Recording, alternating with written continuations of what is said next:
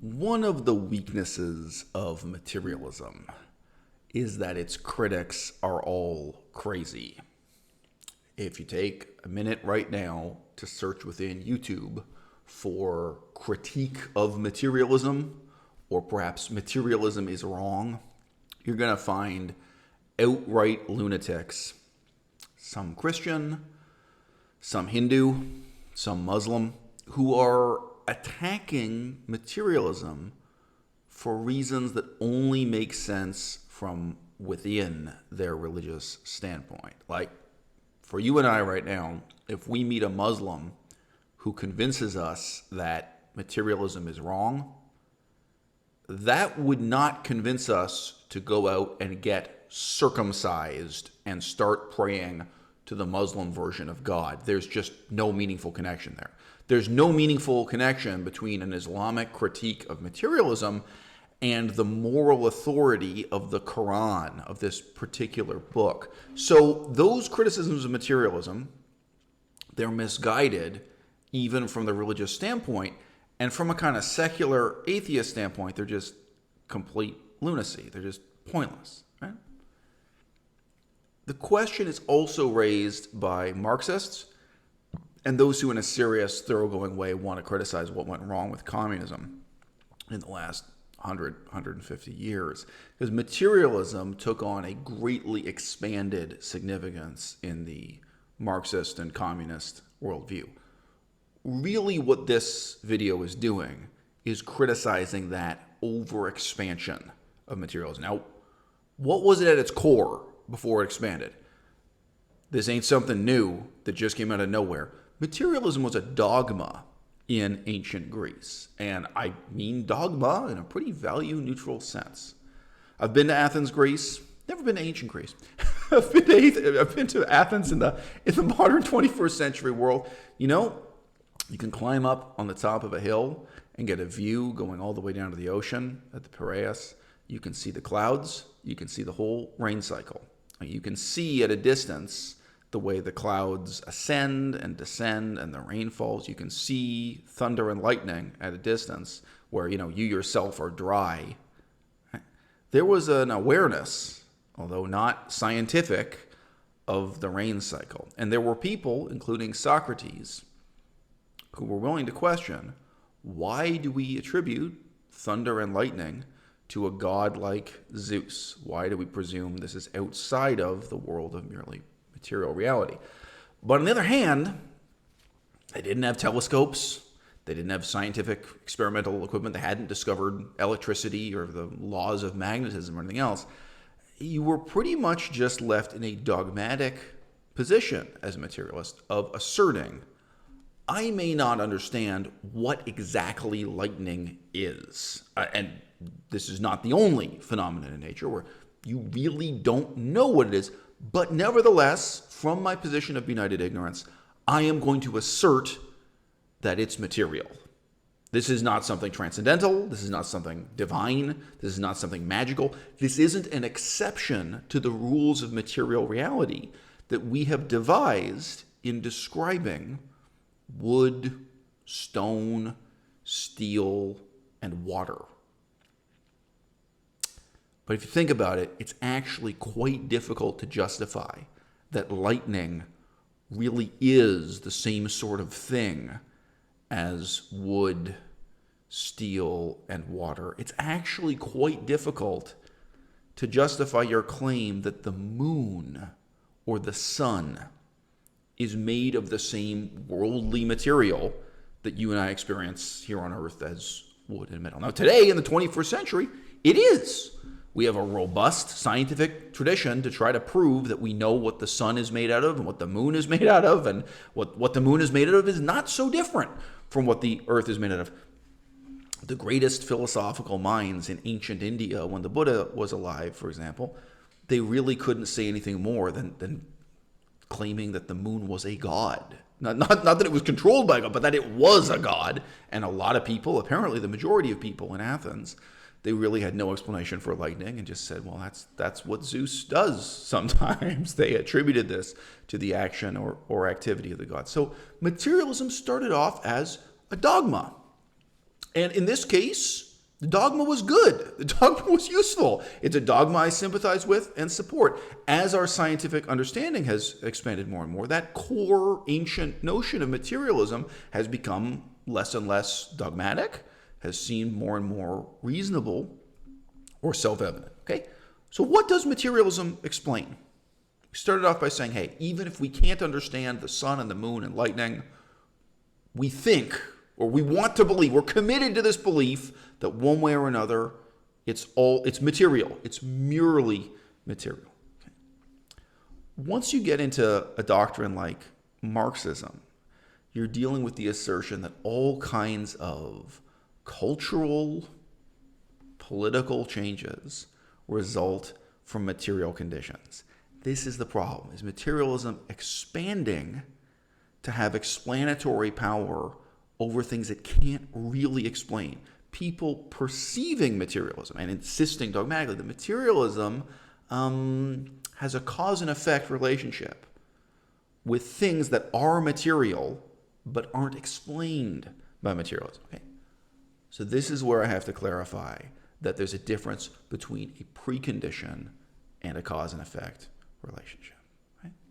Suppose you met someone who converted to Islam and you ask them, hey, how did you get interested in Islam in the first place? How did you first sit down and read the Quran? Suppose they tell you, well, I needed a pair of glasses and a lamp. Then I got the glasses and I got the lamp and sat down and read the Quran. This is not an explanation. All right? It is an absolutely necessary material precondition for this person that they need to have glasses and a lamp in order to read something. Right? It's a necessary precondition that we have atoms and molecules and rain and farmers and a whole complex economy for the French Revolution to happen. And then for the French Revolution to kind of collapse in failure and for Napoleon to take over and the dictatorship of Napoleon, history goes on.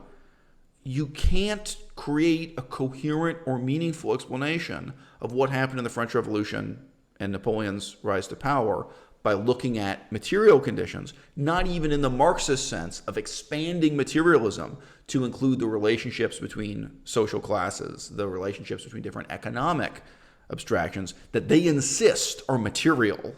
They don't accept that those are ideological or political concepts, right? The person you are asking about converting to Islam, even if they gave you a less ridiculous answer than indicating that the glasses or the lamp explain why they convert to Islam. And let's be clear, the glasses and the lamp tell you how they converted to Islam. That's how they read the Quran, right? They are material preconditions. It is true. It's even, in a surreal sense, scientifically true. It's a scientifically valid statement that they used this lamp and this pair of glasses. It's true, but it's profoundly irrelevant, right? We might come closer to a easy to imagine scenario. If you ask someone, how did they first read the Quran and then decide to convert to this religion? And they give you the answer that they were in jail. They were in prison. Now, Marxists would have a field day with this, right? Oh, you can read so many Marxist and left-wing analyses of the material conditions that put people in prison and then how they're alienated from this and that. And then this leads to them adopting the false ideology, false consciousness of the Islamic faith. This may be an honest answer that they say they were in prison. But again, really, this is just telling us something about how they converted to Islam. It's not a cause and effect relationship, okay?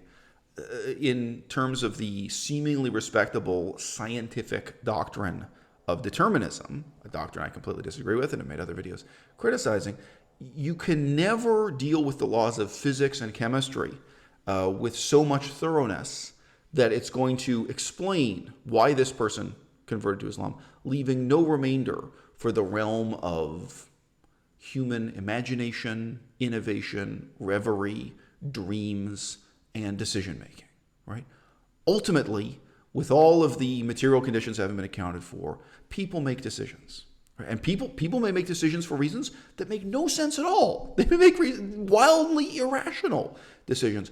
We can never explain those decisions through material conditions. And it's in this sense that materialism, in the Marxist sense, the Marxist meaning and use of materialism overlaps with, or even is identical to, the scientific determinist, physicists' view of materialism in the 21st century. And the fundamental problem is the same.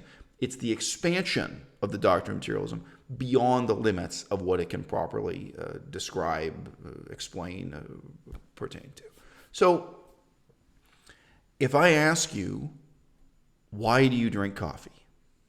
And you give me a really interesting answer that, you know what, you made a friend when you were traveling once, and this friend of yours owns a farm in Yemen, a coffee plantation in Yemen. Then you started to get interested in the different conditions that are needed to grow coffee and how to make coffee without relying on pesticides. And you got really interested in, the rainfall and the soil conditions and the transportation. And before you knew it, you were making a trip once every 6 months back and forth to Yemen to meet your friend. And I don't know, you like snorkeling in Yemen. There are some other things you do there on vacation. And every time you bring back this big bag of coffee. Fascinating answer. Fascinating. And there is a sense, in terms of materialism, in which you really have given a scientifically valid answer. Not of why you drink coffee, but of how you drink coffee. If you didn't have these material conditions, how would you drink coffee? How can you drink coffee without the rainfall and the sunshine and the soil conditions and the transportation back and forth to Yemen? How? It's impossible, right?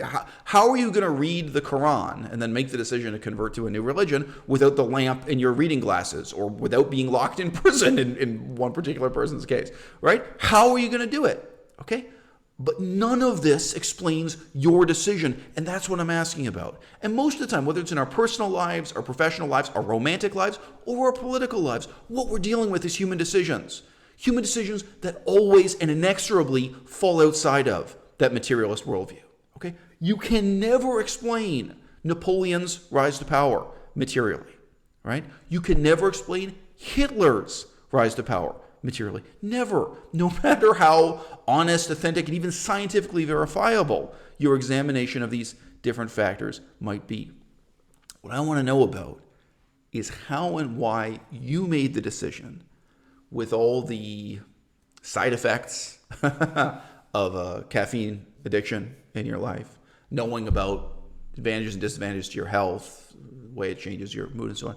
What I want to know is, why do you make the decision to drink coffee rather than not at all? Why did you decide to drink this rather than to refuse? When did you first get accustomed to coffee? Did you ever try quitting? And did you have withdrawal symptoms when you quit?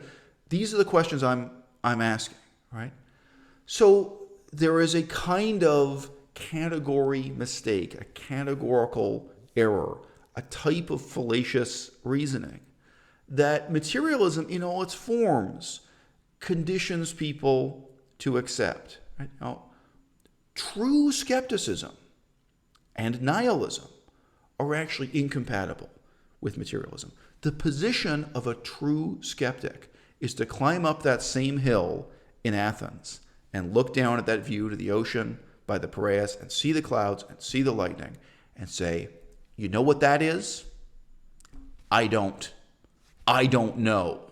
I can't tell you that lightning is made out of the same stuff as wood and steel. I can't tell you that the clouds are made out of droplets of water, that clouds are the same substance as the water in the ocean.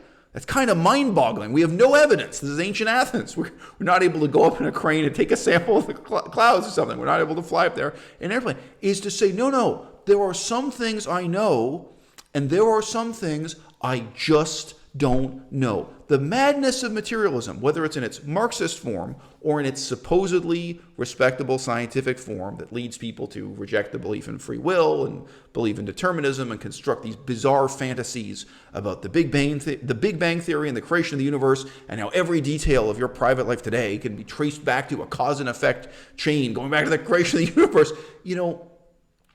Fundamentally, you don't have that detachment, that strength that true skepticism requires and that true nihilism requires, to take a step back and say, hey, there are some things here I just don't know. The sphere of human motivations, human innovation, human imagination, and decision making, right? That thing that happens when you're presented with two options, you say, you know what? I don't like either one of these options. I'm going to sit down and come up with something that's completely new. I'm going to come up with option 3. That thing that happens when someone, maybe someone like Napoleon, maybe someone like Adolf Hitler, just has a dream that's no more valid than any religious leader's dream, and they just go out and start giving lectures and see who wants to dream along with them, and they start to change history. Whether you view materialism in a Marxist sense or in a more respectable scientific sense, you can never, ever explain these phenomena. These political phenomena, these phenomena that involve human passions, human desires, human emotions, human innovation, human imagination, and ultimately human decision making. You can never explain them through materialism.